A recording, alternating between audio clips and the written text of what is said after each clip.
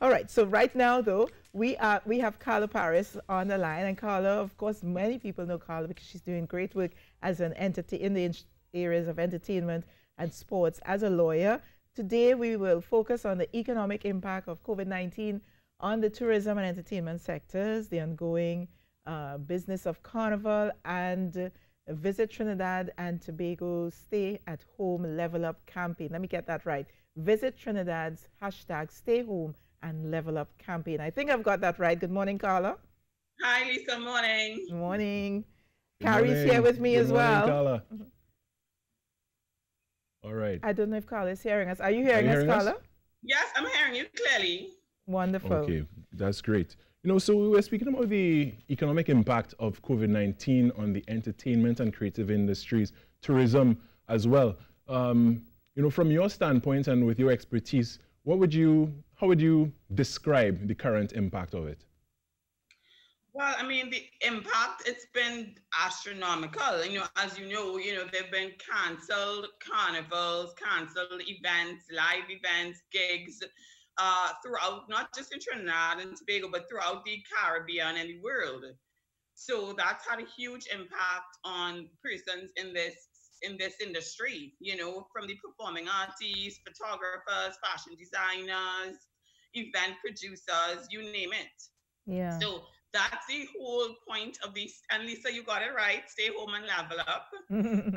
That's the point of the campaign, is to shorten the clips from the Business of Carnival YouTube series. We've chosen 5 short clips of previous interviews which really speak to what is happening in today's reality. So it's legal and business tips that can help persons across the sector to restructure, remodel their businesses and sort of tool up. Mm-hmm. And tell us a bit about the campaign itself, Stay Home, Trinidad's hashtag Stay Home and Level Up campaign. Who are some of the persons that you expect to showcase in this campaign? So we've already, so the campaign is being rolled out on our Instagram and our Facebook page, so at the Business of Carnival. So we've rolled out short clips so far of episodes from Cass Defentala. Anya Young Cheese was yesterday in terms of fashion and fashion law and business, and how you in that industry, what are some of the tips and tools you can look out for. We've had Jules Sobian in the events industry, which has been heavily hit, and Private Ryan also from the events, but the DJing aspect as well. Mm-hmm. And apart from showing the Business of Carnival interviews, we've also encouraged these celebrities and entrepreneurs to send us in selfie videos telling us and telling the world really what they have been doing in their businesses to level up, and how they've been restructuring, what are some of the things that they're doing using their spare time, rather than just sort of jumping on IG Live or, just kind of doing nothing. What are some of the things that they are doing that they never really had time to do to sharpen their business? Carla, you are an entertainment lawyer, and the same way that we've seen where the financial institutions have been working with their clients with regard, and insurance companies and some moratoriums and so on. Some of these artists and so would have been in contracts for carnivals, for festivals, this is their time. This time of the year is when many of them are touring. I'm curious to find out what would have happened to some of those contracts that would have otherwise been in place. Right. This is an excellent question, Lisa. Excellent. And that's another key aspect that we're focusing on in this campaign, in that speaking to event producers, from on the one hand, to say to them that this is a key opportunity for you to look at, restructuring your contracts for things like this. Now, nobody would have contemplated, of course, that, COVID-19 would happen, but it does fall into a provision, or it may fall into a provision of a contract called the force majeure, an act of God, cancellation clause, that type of thing. But if you had a contract that never spoke to that, you may have ended up in a situation where it really wasn't clear whether you were liable or not to pay a performer on the case of a carnival band, pay for any number of things, for a masquerader who may want a refund. And in the question of the artist as well, it's also an opportunity for artists to look at those cancellation clauses from their perspective. Now, to answer your question in terms of what's happening, largely what's happening are that there aren't refunds that are taking place across the industry because of the question that this is a worldwide epidemic, a pandemic. So persons are being told, look, we're rescheduling to 2021. Hold tight. You basically just kind of have to sit put. In terms of the flights and so on that people would have booked. Of course, many airlines are allowing persons to cancel without penalties, with the provision that later on you can't, you have a year or a year and a half in some cases to book it without, losing too much money. But that's basically what's happened to date. Yeah. So in regards to the contracts with the entertainment, with the entertainers, the artists as well, what do they do when they come to if they come to a stage where, how do you reconcile where the contract does not provide for cancellations of any sort, and the promoter may want their refund, or the artist may, I don't know, it may have some kind of discrepancy there. How do you reconcile something from that, like that, from a law standpoint? Well, once again, because of the reality and the unique circumstances that we are facing, even if you did not specifically write into your contract this force majeure provision, it's generally what it's called, there is an understanding, sort of in common law, that circumstances like this would fall into provision where a promoter, a producer of an event, this has gone beyond the scope of what they could control. So it would not be reasonable to expect a performer, a producer of an event, to compensate you, to provide you with refunds or whatnot, because it's not there. It's called the doctrine of frustration. Their efforts to put on the event were frustrated by these external realities. Now, having said that, Carrie, I have seen circumstances in Jamaica's Carnival, for example, where one or two event producers very early on, this is, I would say, about a month and a half ago, they said to they announced on their Instagram pages, look, we are not going to be holding XYZ event, and we will be issuing you with refunds. But those were circumstances where they may have had a couple hundred or 200 patrons that paid in advance for tickets. So those are much, much easier to control, as opposed to a situation with a carnival ban where there's so many different stakeholders, who you're responsible to or for. And, as a matter of fact, as you mentioned that, I was thinking that beyond the relationship between a promoter and an artist, as you said, there's so many other factors involved in putting on an event or a festival.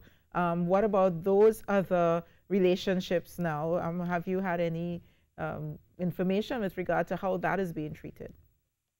Well, you mean like what? Like other stakeholders, so that it's multiple. We see the artists, we see the actors or whoever, the sports stars and so on. But there's an entire industry around that, and everyone has been placed on hold. So we're not just talking about agreements between a promoter or an events manager and a star, for example, an artist or a sport. We're talking about all the other factors that go, the venues, the lights, the sound, the catering, all the other things that go into it.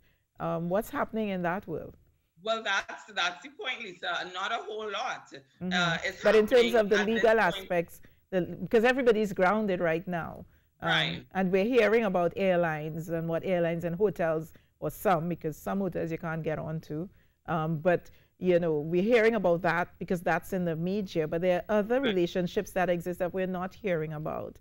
And I don't know if you have any insight into what's happening in those areas. Are people being refunded? I know some airlines are actually refunding you. Some are saying, keep it when you can travel again and you'll be able to use it. Some are actually refunding you immediately. But what's happening in the other areas that we're not hearing about legally or with regard to commitments? I don't know if you have any intel on that. Well, I mean, I can tell you, so for example, with some of the designers, the Carnival band of fashion designers who would have been hired to produce, let's say, Monday wear for, the various carnivals throughout the diaspora, or Mm-hmm. carnival costumes for these events throughout the carnivals, throughout the diaspora. I mean, certainly in a question where they would have put out monies to date to produce some of these costumes, refunds and so forth are not taking place at this point Mm-hmm. because of the severe impact that this has had not just on the band but on many of the other persons who this scenario would affect. Yeah. What some of the events are looking at, event producers are looking at, are creating now online events, virtual events. Over the weekend, there was so many different things that happened with, soca parties, Uber Soca Cruise, for example, has gone online. But what we're not seeing is really a drive or a real window in terms of how do you monetize these events. Yes. You Yes. know, what Well. Mm-hmm. I've noticed, which is quite interesting, are that one or two DJs and soca artists popping online and getting sponsors now to back these online engagements in Yeah. the sense of just as I'm talking to you, Yes. you would see in the back of the soca artist a banner or a flag or some Yeah. sort of paraphernalia, Yes. that belongs to a sponsor, which would clearly say this person, has been endorsed or has been paid a certain amount of money to promote this brand. So Yeah. in that way, I'm seeing some monetization taking place Yeah. in that way. Also, I see globally what some of the artists are doing there is they're popping online and then in their Instagram, they pin in their Instagram a particular app. There might be a cash app where you can pay or donate I've seen or, that. Yes. basically assist in Yeah. monetizing this person by giving a financial contribution Yeah. that you think is, sort of, the artist is worthy of. But Yeah. this whole scenario is basically causing everybody to say, look, how do we go online? How do we create events that we monetize? Because one thing that's clear is that everyone is turning to entertainment, arts, and culture in this time. But it's not clear how are we going to monetize these situations Yeah. and allow these stakeholders to continue to earn. Right. And I think one of the things that you're going to be talking about is how to level up, right, in the campaign. Visit Trinidad's hashtag Stay Home and Level Up campaign. Tell us again where we can find it, and then we'll run a bit, just a teaser of one of the interviews with Kester Fantala. So where can persons find the various videos that they can look at? Right. So they can go onto Facebook, Instagram at the Business of Carnival to see the short clips that we are rolling out, the Yeah. 1 minute clips, together with the selfies that the entertainers and entrepreneurs have been sending to us. And on YouTube, Carla Parris, LLB, LLM, for the longer interview, which gives you insight into the legal and business, strategies that you could be implementing. For example, one thing, Lisa, I've noted a lot in the film industry is that persons often say to me, I don't have time to sit down properly, flash out a script, Yeah. or I don't have time to really put a business plan together. I'm always rushing from here to there. This is the time now to retool and put those documents together. Wonderful. All right, So so we're go going to take a online look at and this. we would assist you in that. Right, so we're going to take a look at the clip with Kester Fantala, and I want to thank you, Carla. Continued success in your area of entertainment and sports law and everything else that you do. Carla Parris, entertainment sports lawyer, there joining us, and let's check out that clip now as we take it up to the break.